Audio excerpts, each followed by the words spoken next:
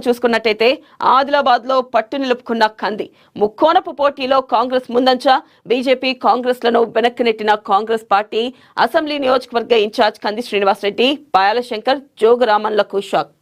ప్రధానంగా చూసుకున్నట్టయితే ఏదైతే 79 స్థానాలు సాధించగా ఇటు చూసుకున్నట్టయితే ప్రాపర్ ఆదిలాబాద్ అసెంబ్లీ నియోజకవర్గంలో కాంగ్రెస్ పార్టీ దుమ్ము రేపింది. కాంగ్రెస్ పార్టీ అసెంబ్లీ నియోజకవర్గ కంది శ్రీనివాస్ రెడ్డి నియోజకవర్గంపై తన పట్టు కొనసాగించారు. నియోజకవర్గంలో మొత్తం 150 సర్పంచ్ స్థానాలు ఉండగా కాంగ్రెస్ పార్టీ 51, స్వతంత్రులతో కలిపి 79 స్థానాలు సాధించగా బీజేపీ గట్టి పోటీ ఇచ్చి 49 స్థానాలకి పరిమితమైంది. బీఆర్ఎస్ కూడా తీవ్ర పోటీనిచ్చిన 30 స్థానాలకి పరిమితమైంది. ఇక బీజేపీ నుండి బీజేపీ ఉపనేత ఎమ్మెల్యే పాయాల్ శంకర్ ప్రాతినిధ్యం వహిస్తుండగా ఆ పార్టీకి 47 సర్పంచ్ స్థానాలు సాధించింది. ఇక బీఆర్ఎస్ పార్టీ సుదీర్ఘ కాలం తర్వాత అతి తక్కువ స్థానాలకే పరిమితమైంది. ప్రధానంగా చూసుకున్నట్టయితే ఏదైతే ఆదిలాబాద్ లో ముక్కోనపు పోటీలో కూడా కంది శ్రీనివాస్ రెడ్డి గురించి ప్రథమంగా చెప్పుకున్నట్టయితే ఆయన ఈ పోరాటంలో నిలబడి విజయం సాధించారు. మనం చూసుకోవచ్చు, ఆయన దుమ్ము రేపారనే చెప్పుకోవచ్చు.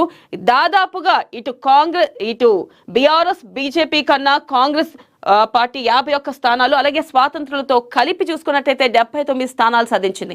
కంది శ్రీనివాస్ రెడ్డి ఏదైతే ఆయన చేసే మంచి కార్యక్రమాలు, సేవా గుణాలు, ఆయన ప్రజల్లో తిరిగే ప్రతి అంశం కూడా ఆయన ప్రజల విషయంలో ఎంత మేరకు పట్టించుకుంటున్నారు, ప్రజలకి ఎంత చేరువలో ఉన్నారు, ఆయన గెలిచినా ఓడిపోయినా ఆయన ప్రతిసారి ప్రజల్లో ఉంటున్న మనిషి, ప్రజల మనిషి. కంది శ్రీనివాస్ రెడ్డి ప్రత్యేకంగా ఆయన గురించి చెప్పుకున్నట్టయితే మొదటి నుంచి చూస్తున్నా, ఈ రోజే కాదు కొన్ని సంవత్సరాల నుంచి, దాదాపు ఆయన 4 సంవత్సరాల నుంచి నిత్యాన్నదానం చేస్తున్నారు, ప్రజల్లో ఉంటున్నారు, ప్రజల మనిషిగా గుర్తింపు తెచ్చుకున్నారు. ప్రతి ఒక్క చోట కంది శ్రీనివాస్ రెడ్డి అంటే మా మనిషిరా, మా ఇంట్లో మనిషిరా అనేటట్టు ఆయన పేరు నిలుపుకున్నారు. ఇప్పుడు కూడా చూసుకోవచ్చు, ఆదిలాబాద్ లో ముక్కోన పోటీలో కూడా ఆయన చూసుకున్నట్టయితే ముక్కోన పోటీలో కూడా ఆయన ముందంజలో ఉన్నారు.